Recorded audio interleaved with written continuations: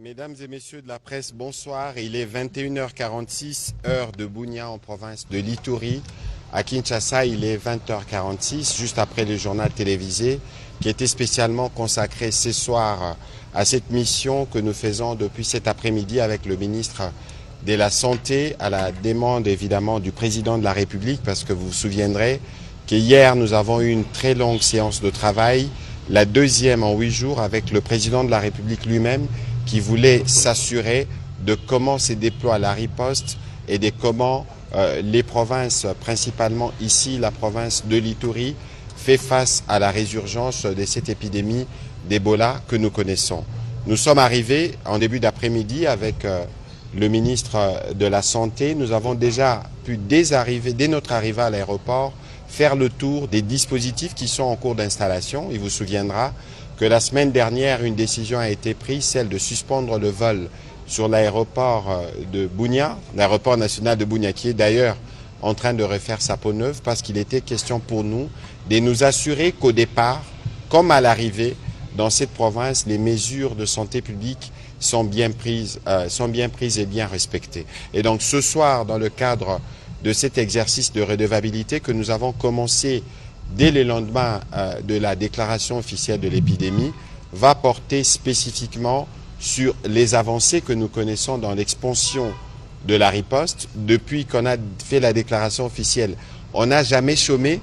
Je n'ai pas envie de dire qu'on n'a jamais dormi lorsque je regarde mon collègue de la santé à ma gauche et à toute l'équipe médicale qui est rassemblée ce soir. C'est aussi pour vous, je pense, que nous faisons cette tournée, pour vous dire merci et pour vous dire la gratitude du gouvernement qui suit quotidiennement le travail que vous faites. Certains d'entre vous ont perdu la vie. Il n'y a pas meilleure manière de leur rendre hommage que de venir et de nous assurer que les conditions dans lesquelles vous travaillez sont les meilleures. Monsieur le gouverneur, on va commencer par vous parce que c'est vous qui nous accueillez ce soir.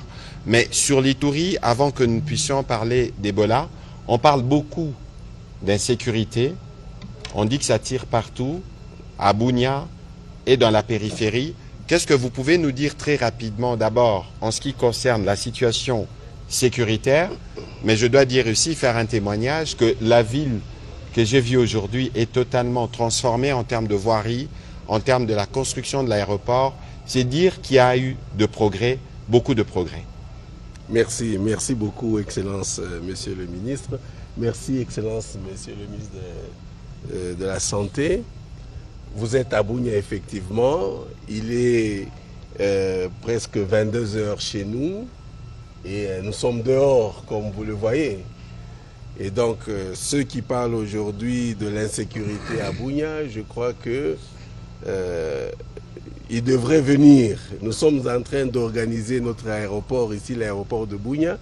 Et donc, dans quelques mois, il sera fini. Je les invite à venir visiter Bunia. Et je suis sûr, non seulement Bunia, l'Ituri en général, et je suis très sûr qu'ils vont changer d'avis.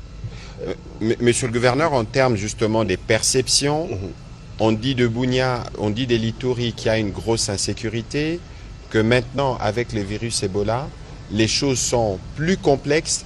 Mais qu'est-ce que vous pouvez nous dire, parce que c'est vous qui êtes le représentant du président de la République ici en province, de la riposte, de comment elle se déroule et de comment vous assurez l'implication de la communauté, parce qu'il y a beaucoup de travail qui doit être fait dans ce sens, parce qu'il s'agit de la sécurité des communautés. Merci, Excellence.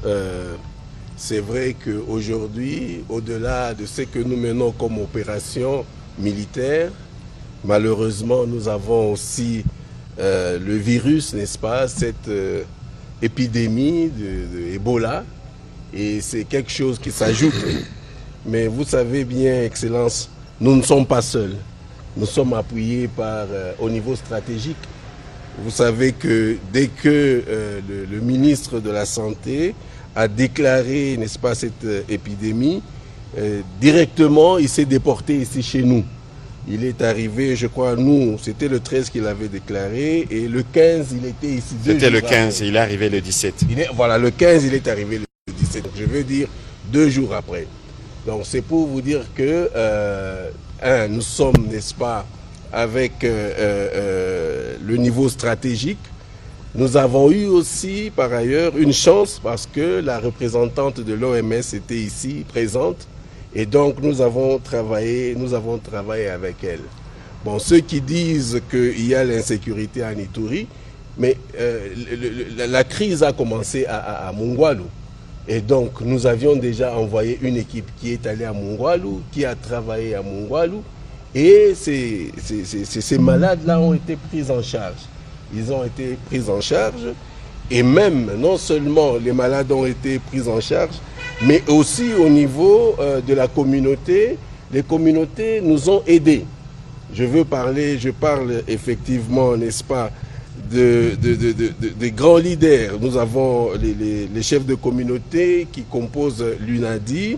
Il y a aussi les notables qui sont, n'est-ce pas, dans le fond intérieur là-bas, qui nous ont aidés. Et donc, aujourd'hui, au jour d'aujourd'hui, nous pouvons nous déplacer. Nous pouvons aller à Mungwalu. D'ailleurs, même les hélicos atterrissent aujourd'hui à Mungwalu. Nous pouvons nous rendre à Rwampara. Nous pouvons être ici à Bunia, comme vous le voyez. Et nous pouvons travailler sans problème. Donc, quand on parle d'insécurité, quand on dit que voilà, ça c'est une deuxième guerre, mais nous, les militaires, nous sommes, je pense aussi c'est ça la chance, nous, les militaires, nous sommes formés pour cela. C'est vrai, c'est une autre crise, mais nous sommes formés pour travailler sous pression. Et d'où qu'elle vienne, quelle que soit cette pression-là, nous devons avancer et nous avançons, Excellence, avec votre aide aussi. Voilà, nous aurons l'occasion de revenir. Évidemment, il y aura des questions de professionnels des médias qui nous permettront d'entendre de vous de comment vous organisez, par exemple, la logistique des motos, des matériels, notamment de véhicules pour la mobilité, pour nous assurer qu'il n'y a aucun coin qui ne soit, aucune zone de santé qui ne soit pas touchée. Monsieur le ministre de la Santé, je vais revenir à vous.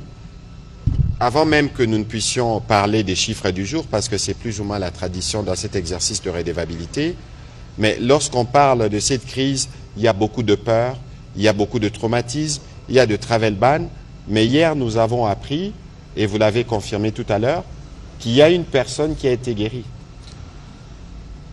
Oui, il y a une personne qui a été guérie et d'abord, avant cela, je voudrais quand même dire aussi que c'est la deuxième fois que je viens en Ituri en 10 jours et je vais vous assurer que je suis... si on me dit de revenir une troisième fois, je vais encore revenir très vite parce que la ville elle est tellement accueillante et les rues, c'est incroyable de voir les routes qu'on voit ici, de voir les constructions qu'on voit ici et surtout de voir la vie qui est ici. Il n'y a pas de panique comme on le faisait croire. Je pense que les gens qui sont à l'étranger, quand on leur parle de Ituri, ils se disent c'est vraiment l'endroit de cauchemar où on ne peut pas aller. Mais heureusement, vous avez beaucoup de journalistes qui sont là, qui peuvent visiter la ville et confirmer ce que nous disons. Donc je suis vraiment d'abord très content d'être ici. Plus content encore de venir au lendemain d'une confirmation effectivement d'un cas qui a été déclaré guéri. Alors c'est une jeune dame qui travaille au laboratoire, c'est une dame qui travaille au laboratoire, qui a été contaminée, qui avait malheureusement présenté la maladie et qui est maintenant complètement guérie et qui a eu 2 tests de contrôle négatifs. Mais je voudrais profiter de ça pour dire que tous les chiffres que nous donnons, je répète encore, ce sont des chiffres qui sont des cas suspects et des morts suspects. Je répète encore cela, pourquoi? Parce que dans nos chiffres, il y a toutes ces personnes qui sont malades, qui ne sont pas atteintes de Ebola, mais qui sont malheureusement comptabilisées par nous parce qu'ils présentent des symptômes. Mais aussi là-dedans, nous avons tous les cas qui sont déjà guéris, mais que nous n'avons pas encore déclarés guéris. Et d'ailleurs, je crois qu'à partir de la semaine prochaine, on va commencer à entendre maintenant de plus en plus qu'il y a des personnes qui sont guéries. Donc c'est vraiment une joie. Et je voudrais corréler ça à un chiffre qui est très intéressant, c'est le nombre de tests que nous avons faits et le nombre de cas positifs dans ces tests-là. Si nous prenons dans les derniers jours, nous avons fait plus de 648 tests. Et sur les 648 tests, nous avons 125 positifs. Et ça, c'est confirmé par le laboratoire. Vous voyez pourquoi nous nous battons à ne pas dire 906 malades, nous disons 906 suspects. Parce que quand nous confirmons avec les tests que nous nous rendons compte que sur les 648 tests réalisés, on a 125 qui sont positifs. Donc il y a des non-cas que nous avons comptabilisés. Donc au jour d'aujourd'hui, nous sommes autour de 906 cas suspects. Là-dedans, il y a tous les non-cas dont j'ai parlé, il y a les vrais cas dont nous parlons, il y a les cas qui sont déjà soignés et qui sont guéris, mais que nous ne déclarons pas encore parce que nous voulons avoir au moins 2 tests négatifs. Mais tout ce monde-là, ensemble, ça nous fait à peu près 906. Par rapport au nombre de décès, nous sommes aussi autour de 220 décès. Encore une fois, j'insiste pour dire qu'ils sont des décès suspects. C'est-à-dire des personnes qui ont présenté des symptômes, parmi lesquels certains, effectivement, sont morts de la maladie, mais d'autres, probablement, qu'on se rendra compte que c'était des non-cas, mais que nous avons gardés parce que, au départ, nous gardons tout le monde dans la liste. Alors, en résumé, aujourd'hui, nous avons 906 cas suspects. Nous avons à peu près 223 décès suspects. Nous avons, dans nos centres de traitement, ici, dans la province, nous avons 105 malades. Alors, je voudrais insister là-dessus pour dire, parce que j'ai entendu ça dans la presse, que l'épidémie est hors contrôle. Nous avons 105 personnes qui sont dans les centres de traitement. On ne peut pas être hors contrôle. À Bunia ou dans toute la province? Je dis bien tous les malades que nous avons dans les structures de soins, nous sommes à 105. Et donc, on ne peut pas nous dire que l'épidémie est hors contrôle. Quand on a 105, ça peut se soigner, même pas dans un hôpital général de référence. Ce n'est pas un nombre qui peut nous rendre complètement parano pour dire que nous sommes dans une épidémie incontrôlée. Je voudrais quand même insister aussi sur un autre chiffre qui est intéressant. C'est, je vous ai dit qu'on est à peu près à 906 cas suspects. Là-dedans, je compte les cas qui sont dans la province de l'Ituri, mais aussi dans le nord et le sud Kivu. Alors, figurez-vous qu'en dehors de l'Ituri, jusqu'à présent, il y a 21 suspects. C'est-à-dire 20 dans le nord Kivu et 1 dans le sud Kivu.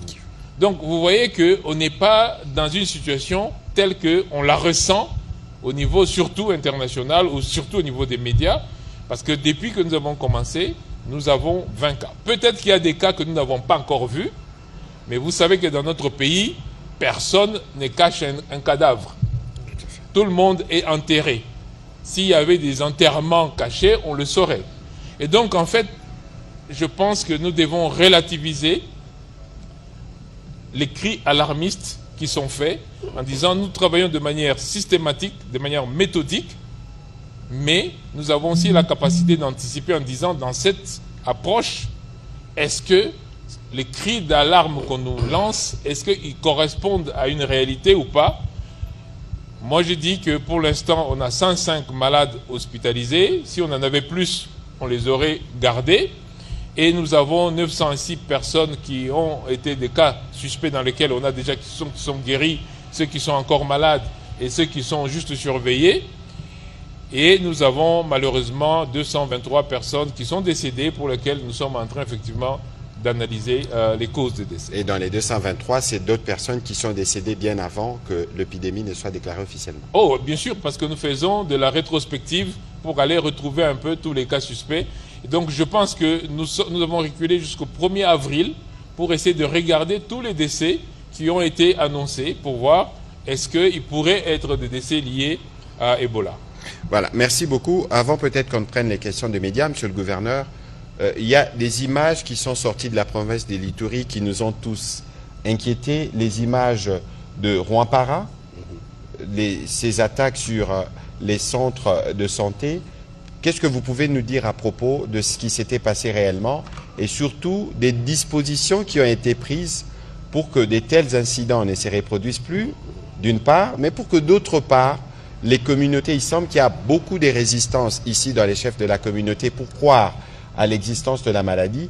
Comment vous engagez les communautés locales dans la stratégie de riposte? Oui, merci Excellence. Vous savez, le plus grand problème que j'ai depuis que je suis ici à Ituri, ça fait 5 ans aujourd'hui, je crois que c'est l'infodémie, la désinformation. Souvent, n'est-ce pas, il y a des politiciens ou certaines personnes mal intentionnées qui sont toujours prêts à dire n'importe quoi, n'est-ce pas, sur la vraie réalité, sur ce que vivent les Ituriens. Vous-même, d'ailleurs, en arrivant ici, je suis sûr qu'on vous a fait croire des choses que vous trouverez peut-être des têtes en train, n'est-ce pas, des gens en train de couper les têtes ici dans la ville et ainsi de suite. Mais voilà que vous êtes là, il fait beau et voilà, les gens sont en train de se promener comme si de rien n'était. De quoi s'est-il agi, Excellence, à Rwampara? À Rwampara, il y avait, n'est-ce pas, des populations. J'ai un fils d'un militaire qui est mort et malheureusement, il y a des personnes qui ont transformé cette vérité-là, disant que non, voilà, c'est en allant à l'hôpital qu'on allait, n'est-ce pas, attraper cette maladie, qu'il était bien portant avant, mais c'est seulement le jour où il devait d'ailleurs quitter l'hôpital qu'on l'a piqué, je ne sais quoi là, et il en est mort. Et vous savez qu'à ce moment-là, nous avions effectivement un piquet là-bas, nous avons un piquet de policiers. Et malheureusement, ce piquet-là a été dépassé. Et donc, il y a eu, n'est-ce pas, cet incendie de centre de traitement. Mais nous avons envoyé des militaires là-bas en renfort. Et depuis lors, tout est revenu à la normale. C'est la même chose qui s'est passé aussi à Mungwalu, toujours cette infodémie. Et malheureusement, vous savez, je ne sais pas s'il faut appeler ça un dilemme. Nous ne pouvons pas directement amener les militaires. Les militaires, nos hommes, les militaires agissent en deuxième échelon. Premier échelon, nous utilisons d'abord la police. Et vous savez que la police, souvent, ils sont des armes non létales. Ils vont là-bas juste pour la persuader, la persuasion. Et que donc, quand ces hommes-là viennent, ces hommes-là qui sont, n'est-ce pas, ivres ou qui ont pris même, n'est-ce pas, le chanvre, ainsi de suite, ils viennent, ils trouvent nos policiers sans armes et tout. Donc, facilement, ils sont dépassés. Et donc, après ça, bon, il y a des incendies. Mais si aussi nous amenons des militaires là-bas, si nous amenons des militaires dans les centres de traitement, qu'est-ce qui se passe? Les malades aussi commencent à avoir peur à ce moment-là.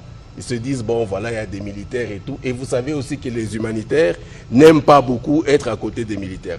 Donc, voilà un peu ce dilemme-là. Mais maintenant, Excellence, nous avons décidé de renforcer. Nous avons le GEMI qui est vraiment prêt à toute éventualité, qui sont mieux équipés, mieux formés. Nous avons le GEMI non seulement à Mungwalu, mais le GEMI ici aussi, pour que en deuxième échelon, disons même pas en deuxième échelon, ils sont à côté, en premier échelon avec les territoriales, et puis après nous avons les militaires qui sont prêts à toute éventualité. Donc au jour d'aujourd'hui, nous sommes mieux équipés et nous connaissons un peu la situation, l'état d'âme, n'est-ce pas, des populations et de certaines personnes aussi mal intentionnées, donc nous anticipons. Voilà, donc je ne pense pas que nous puissions avoir ce genre de comportement une fois encore. Et avec les communautés et les communautés, avec les communautés, Excellence, on a fait un grand travail. On a fait un grand travail parce que, comme je le disais avant, nous avons d'abord appelé l'UNADI. L'UNADI est composé des chefs de communauté. Nous les avons donné une mission et eux aussi ont donné des missions, avec des moyens d'ailleurs. Non seulement une mission, mais avec des moyens. Et non seulement eux sont ici, les grands responsables, nous avons aussi envoyé des moyens dans le fin fond. Nous avons utilisé aussi les radios communautaires. Nous avons eu même des leaders, certains leaders qui sont influents dans les communautés, à qui nous avons remis des moyens pour qu'effectivement ils puissent lutter contre cette infodémie. Et d'ailleurs, vous allez remarquer que depuis lors, bien que sur les réseaux, ils continuent, n'est-ce pas, à changer l'information, mais au moins la population est en train de comprendre petit à petit. Merci. Et d'ailleurs, je rappelle que nous aurions pu venir avec certains élus nationaux mais ce sera dans une seconde vague parce que nous sommes venus, comme vous l'avez vu tout à l'heure avec le ministre de la Santé, d'abord s'assurer que l'aéroport soit dans les conditions qui permettent de garantir les mesures de prévention à l'aller comme à l'arrivée. Le ministre aura sûrement l'occasion d'être un peu plus précis sur les questions. On va commencer par M. Nixon Manzekele.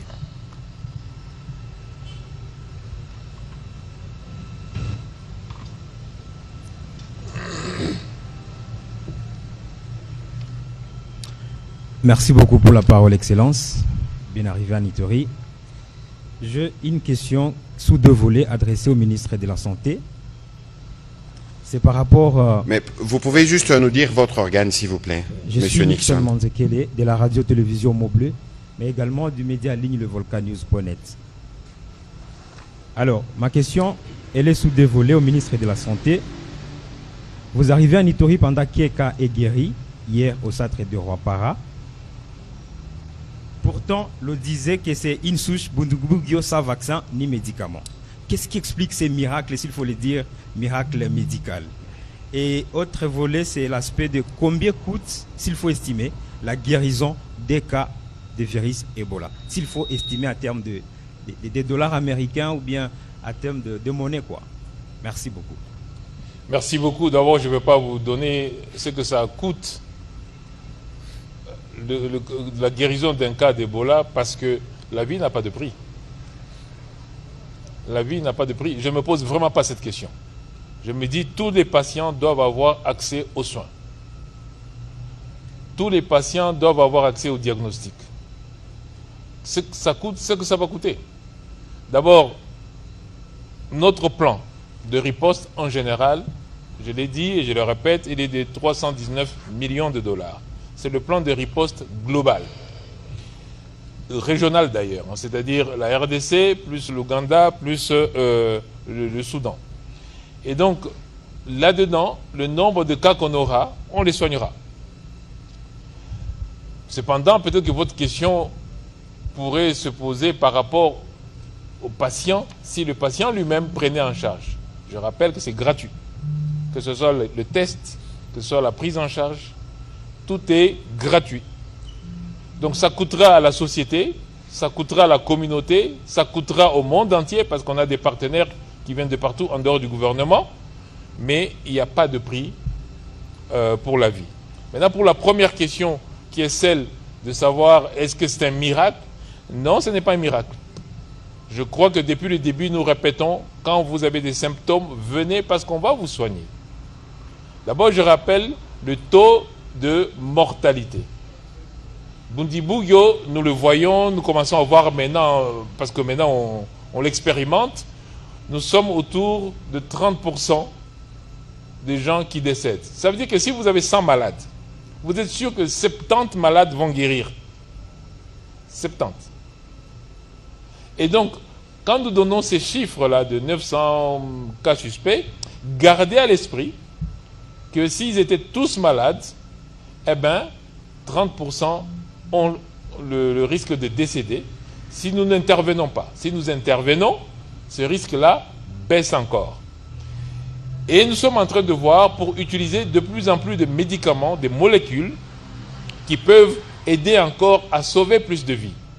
Parce que je rappelle que cette maladie se présente au départ comme vraiment n'importe quelle autre maladie infectieuse que nous avons, vertige, mal de tête, fièvre, vomissement, diarrhée. Il y en a qui ne font même pas d'hémorragie. Ce qui fait que peut-être que dans la communauté, il y a des gens qui peuvent avoir eu la maladie, qui peuvent même être décédés sans qu'on sache que c'était Ebola. Mais quand on intervient, eh ben, on diminue encore le risque. Alors, il y a deux molécules, il y a essentiellement deux groupes. Un premier groupe de médicaments que nous avons demandé, je l'ai dit encore hier à Kinshasa, c'est un anticorps monoclonal, c'est-à-dire qu'un médicament capable d'agir contre le virus lui-même, en considérant le virus comme un agresseur, ce qu'on appelle un antigène. L'anticorps, lui, vient, il le détruit. Malheureusement, pour Bundibugyo, nous n'avions pas d'anticorps monoclonal connu. Pour Zaïre, nous en avons, et grâce encore à la recherche de la RDC, professeur Mouyembe, avec la molécule Ebanga qu'on utilise, qui permet pour le virus Zaïre d'avoir un traitement spécifique contre le virus. Pour Bundibugyo, nous avons appris avec plaisir, mais nous sommes dans la procédure maintenant avec le gouvernement américain, qu'il y a un anticorps monoclonal qu'ils avaient développé contre les 3 souches en même temps, c'est-à-dire Zaïre, Bundibugyo et Soudan.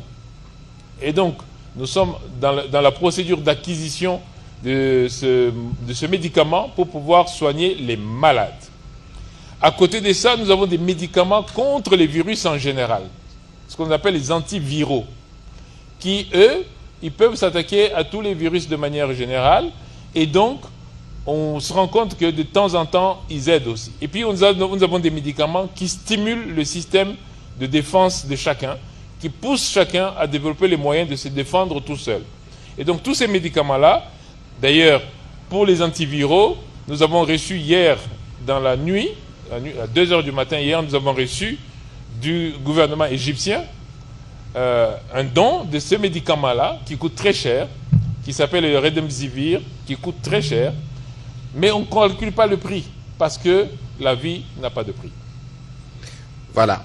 On va prendre la prochaine question avec Madame Sarah Mugisa. Donc ici, Monsieur le Ministre, les uns et les autres doivent retenir qu'il n'y a aucun patient qui ne déboursera un seul dollar pour sa prise en charge. Non.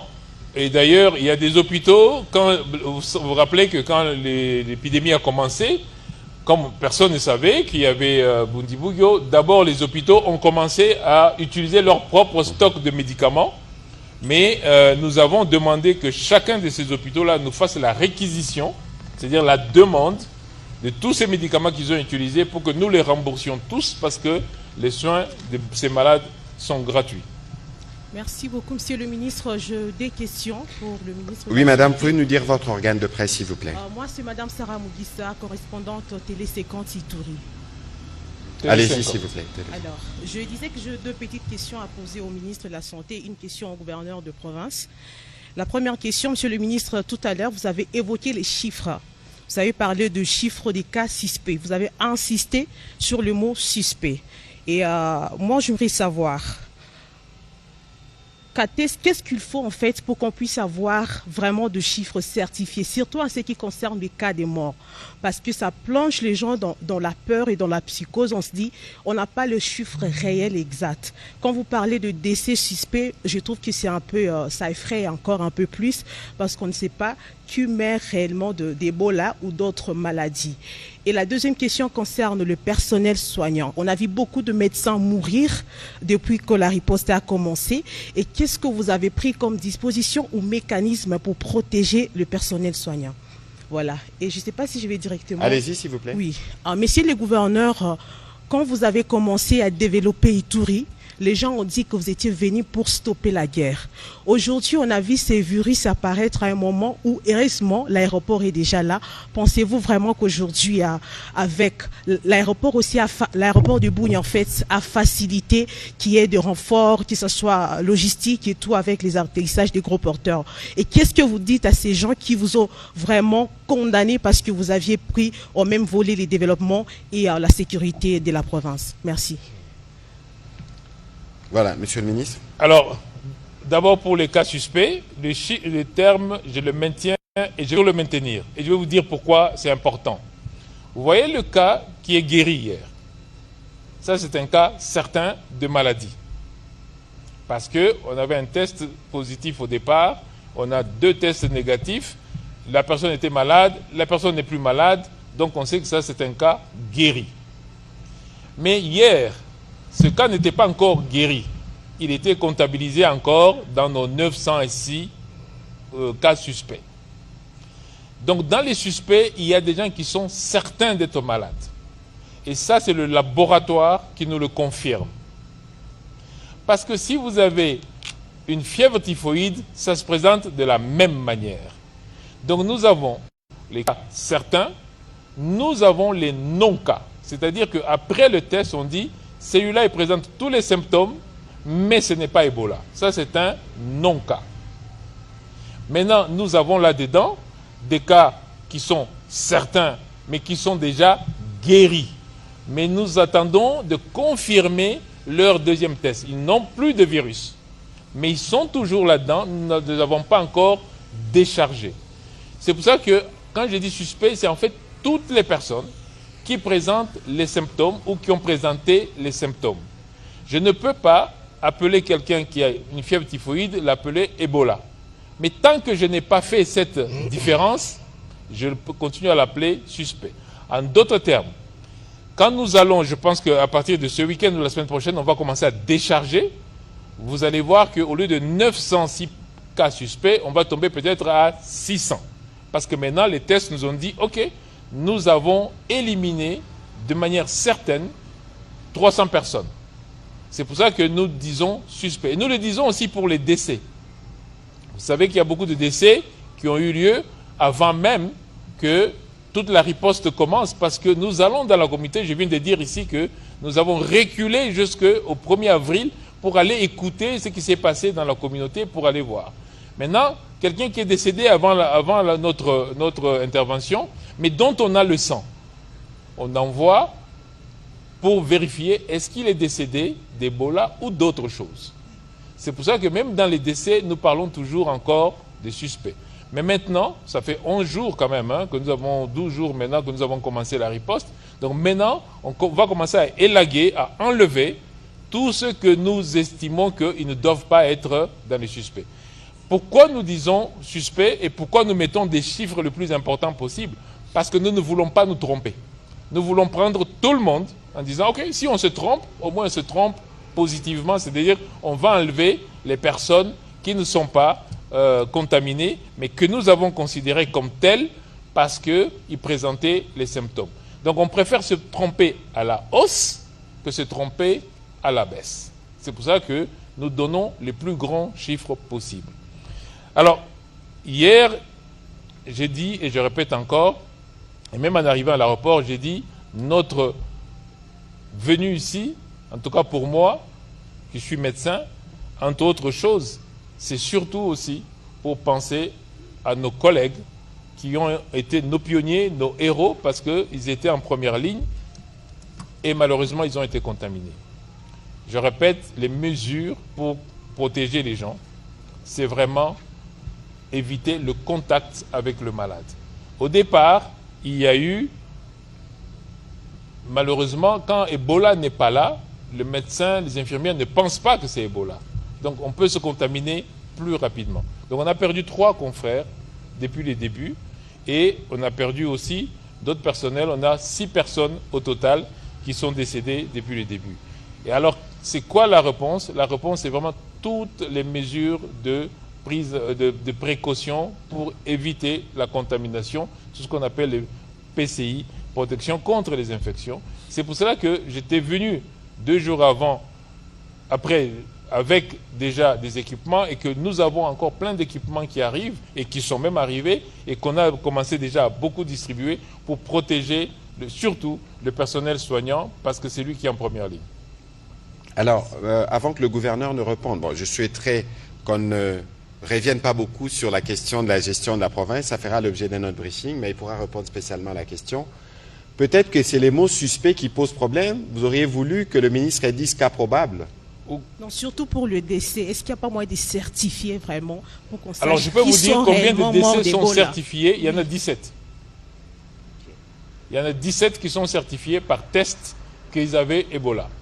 Et donc, le ministre a parlé tout à l'heure, si vous l'avez bien suivi, ils remontent des cas jusqu'au mois d'avril, du 1er avril, pour analyser tous les décès qu'on a eus et refaire des tests qui permettent d'établir si ces personnes sont décédées du virus. Après, je crois que dans les cadres justement du travail que nous allons faire ici, on aura peut-être une petite séance avec des médecins pour comprendre un peu le lexique, les mots, pour mieux combattre justement cette infodémie. Il faut que le professionnel des médias ait les b.a.-ba en termes de concepts pour que nous puissions nous tous nous familiariser avec le concept médical. J'ai entendu tout à l'heure, mais le ministre de la Santé donnait la précision il y a encore quelques jours que seuls les chiffres, seuls les ministères de la Santé est habilité ou a les réseaux qu'il faut pour donner les chiffres. Il est évident qu'il y a l'EMS ici, qu'il y a CDC ici, qu'il y a des humanitaires qui sont là, mais le chiffre, y compris ceux qu'eux utilisent, viennent du ministère de la Santé qui a évidemment 37 zones de santé dans cette province et d'autres réseaux qui permettent de remonter cette information.